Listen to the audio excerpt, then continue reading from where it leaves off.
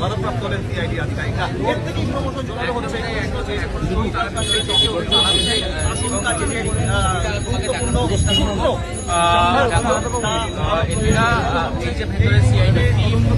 তারা কিন্তু একাধিকবার অভিষেক বন্দ্যোপাধ্যায়কে তাকে ভবানী ভবনে তলব করা হয়েছে। আজকেও বিকেল 5টার মধ্যে তার ভবানী ভবনে হাজিরা দেওয়ার নির্দেশ রয়েছে।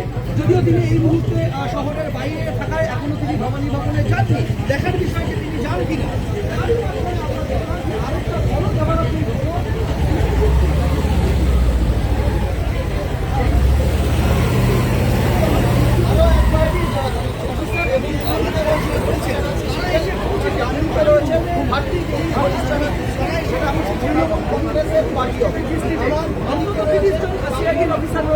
তারা মমতা বন্দ্যোপাধ্যায়ের বাড়ি ঘুরে ফিরেছেন।